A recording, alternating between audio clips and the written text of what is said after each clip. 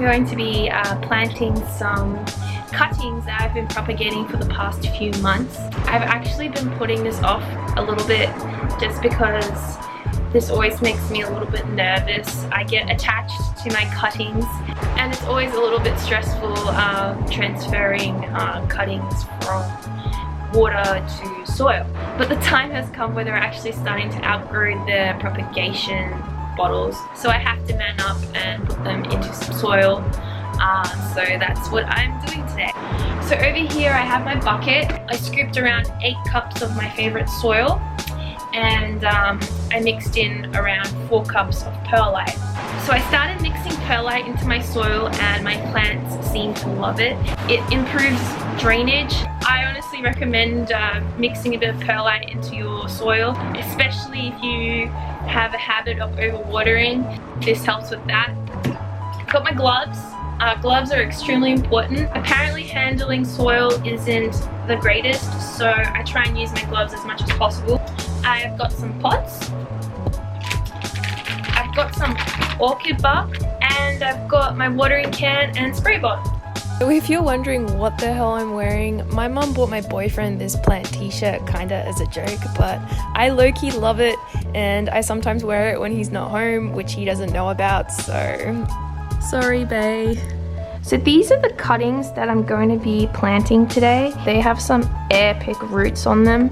They are definitely ready to be transferred into soil. These are some very healthy roots. As you can see, they've actually got some babies growing in there, which is pretty crazy. I have a couple of spider plants that I'm going to be planting. I actually got these plant babies from the mother plant in my home in Australia. I took a couple of cuttings and I put them into my luggage. I was so nervous because legally you're not allowed to be bringing plants through customs, but I just wanted a piece of home. And I've just put them in shot glasses and I've put them in the sun, and they've honestly been thriving. So I wait for the roots to be at least half an inch long or longer before I plant them into soil. For example, these roots are definitely not ready to be planted just yet, so I'll have to wait a couple of weeks before I can do that.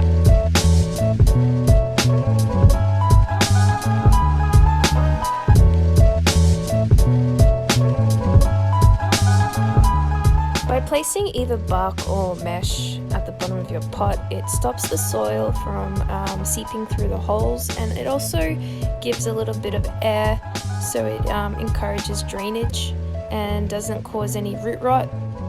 Now I'm grabbing my soil and putting a little bit into my pot.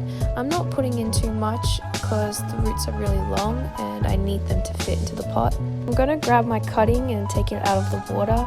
I'm gently massaging the roots, really gentle so I don't break any, just to free them up a bit. And I'm going to put a little hole into the soil just so the roots have somewhere to go. And very slowly I'm going to fill up some soil around the plant. Once I fill the entire pot, I very gently tap the pot against the table so the soil can fall into any air pockets that have been created. So sometimes you might have to top up with some extra soil because it will fall down to the bottom. And now I'm going to repeat the exact same process with my second spider plant.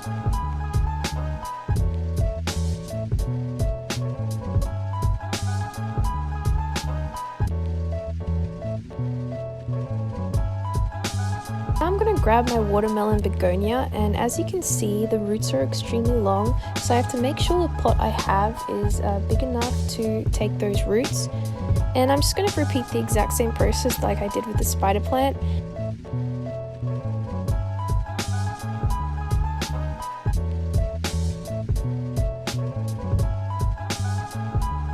My cutting is a little floppy. This sometimes happens, so what I do is I usually just grab some spare chopsticks that I find lying around the house, and I cut them up and I place them into the soil, and I gently wrap them around so they have some support. I ran out of little containers, so I'm just going to use these pots that I actually made in pottery. I was going to use these pots for candles, but I guess these are going to be plant pots now. I had some soil left over, so I'm just going to add a little bit to the love of my life, my Monstera.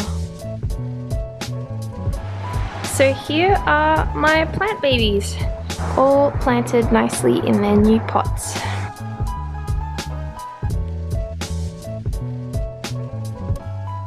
So my last step is to water these, and I'm going to water a lot until water comes out from the bottom.